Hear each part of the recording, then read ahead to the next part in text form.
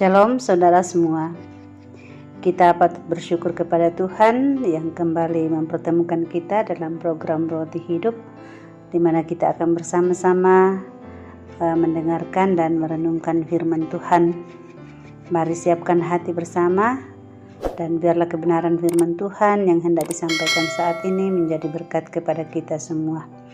Mari kita berdoa.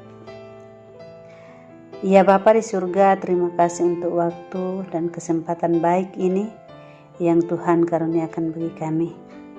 Hati kami siap untuk menerima firman-Mu. Tuhan, berfirmanlah kepada kami. Ampunilah kiranya dosa kami Tuhan, dan dengarkanlah permohonan kami di dalam nama Tuhan Yesus Kristus. Amin. Yesaya pasal 28 ayat 1 sampai 6. Sabda Tuhan demikian, Yerusalem tersesat dan terlepas. Nubuat terhadap Samaria. Celaka atas mahkota kemegahan pemabuk-pemabuk Efraim, atas bunga yang sudah mulai layu di perhiasan kepala mereka yang indah-indah, yaitu kota yang terletak tinggi di atas bukit, di atas lembah yang subur, yang penuh peminum anggur yang sudah pening. Sesungguhnya pada Tuhan ada seorang yang kuat dan tegap, seorang yang seperti angin ribut disertai hujan batu, yakni badai yang membinasakan, seorang yang seperti angin ribut disertai air hujan yang hebat menghanyutkan. Ia akan menghempaskan mereka ke tanah dengan kekerasan. Mahkota kemegahan pemabuk-pemabuk Efraim itu akan diinjak-injak dengan kaki, dan bunga yang sudah mulai layu di perhiasan kepala mereka yang indah-indah itu, yaitu kota yang terletak tinggi di atas bukit, di atas lembah yang subur. Nasibnya akan seperti nasib buah ara yang masak duluan sebelum musim kemarau, baru saja dilihat orang, terus dipetik dan ditelan. Pada waktu itu Tuhan semesta alam akan menjadi mahkota kepermaian dan perhiasan kepala yang indah-indah bagi sisa umatnya. Akan menjadi roh keadilan bagi orang yang duduk mengadili, dan menjadi roh kepahlawanan bagi orang yang memukul mundur peperangan ke arah pintu gerbang. Amin. Mahkota kemegahan. Mahkota adalah lambang kemegahan yang dikenakan oleh raja atau ratu. Mahkota merupakan lambang legitimasi kekuasaan, kemakmuran, kejayaan, dan kehidupan. Akan tetapi, bagaimana dengan mahkota yang sudah jatuh dari kepala pemakainya? Apakah hal itu masih dikatakan sebagai sesuatu yang megah? Bacaan hari ini berbicara tentang Samaria, atau kerajaan utara yang disimbolkan dengan Efraim. Kota yang subur itu penuh dengan orang-orang yang melakukan kejahatan.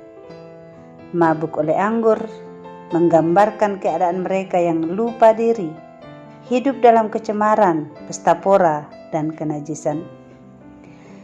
Mereka begitu bangga dengan keadaan mereka yang baik dan kaya karena kesuburan tanahnya, sehingga melupakan Allah.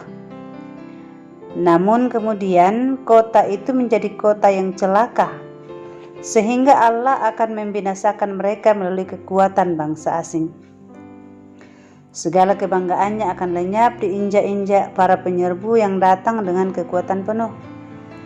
Kota yang penuh kebanggaan itu akan hilang lenyap dan tidak diingat orang lagi. Lalu bagaimana supaya mahkota yang sudah rusak itu mendapatkan kembali kemegahannya?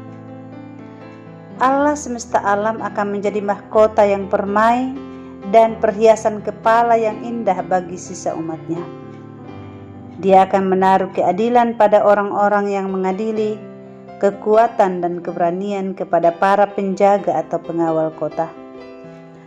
Orang yang hidupnya mengandalkan kekayaan, kedudukan atau kebesarannya, kemudian meninggalkan Allah dan hidup dengan cara yang tidak berkenan, akan mendapat hukuman. Segala perbuatan mengandalkan kekuatan sendiri akan hancur, tidak bersisa lagi. Allah sajalah yang seharusnya menjadi andalan manusia, Sudah seharusnya hukum-hukum Allah menjadi kesukaan manusia. Sebagai ciptaan yang berharga bagaikan mahkota, mari kita tidak menjadi tinggi hati atas kemampuan dan keberadaan kita. Sebaliknya, kita terus menjalani ketetapannya dengan rendah hati, supaya tetap menjadi mahkota kebanggaannya. Amin. Mari kita berdoa. Terima kasih untuk firman Tuhan yang telah kami dengarkan. Kiranya oleh firman-Mu kami semua diteguhkan di dalam iman, mengandalkan Tuhan sepenuhnya, dan tidak membanggakan diri dengan kemegahan kami. Tuhan, jauhkan kami dari berbagai kecongkakan, dan beri kami kerendahan hati untuk tetap setia mengandalkan Tuhan dalam segala hal. Bapa, kami berdoa, biarlah dengan tangan kasih-Mu Engkau memberkati setiap pendengar firman-Mu saat ini dimanapun mereka berada. Dengan kemurahan-Mu Engkau memberkati mereka dengan setiap yang mereka perlu. Tuhan, menolong yang lemah, menyembuhkan yang sakit, membuka jalan bagi yang sementara bergumul, dan bagi saudara-saudara kami yang sedang membutuhkan atau mencari pekerjaan, Tuhan pun menolong. Bagi anak-anak kekasih kami sekalian yang berjuang dalam bangku pendidikan, Engkau pun memberkati mereka dengan segala pengetahuan, dan mereka mampu berhasil pada waktunya karena kemurahan Tuhan saja. Kami berdoa untuk generasi muda kami, pelihara dalam iman, jauhkan dari berbagai pergaulan-pergaulan yang tidak sehat, dan beri hikmat untuk menata masa muda di dalam hormat dan takut akan Tuhan. Berkati semua jemaat-Mu dalam kehidupan masing-masing, dalam pekerjaan masing-masing, dan dalam berbagai usaha. Berkati rumah tangga mereka dengan damai sejahtera-Mu. Terima kasih Tuhan, berkati pelayanan kami di Jemaat Immanuel Batakan, pelayanan kami sebagai majelis gereja, segenap pengurus OIG, bahkan anggota jemaat-Mu. Biarlah jemaat-Mu terus hidup dan tumbuh menjadi berkat di mana Engkau sudah menempatkan kami. Terima kasih Tuhan, dalam nama Tuhan Yesus Kristus kami berdoa. Amin.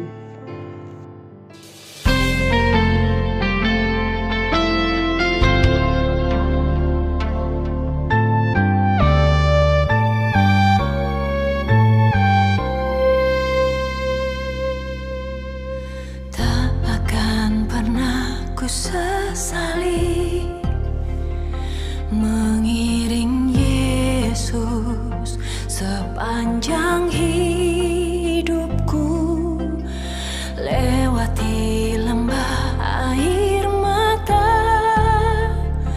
ku saksikan kemuliaan-Mu dinyatakan. Berapapun harga yang harus ku bayar, ku kan tetap setia melayani, mengasihi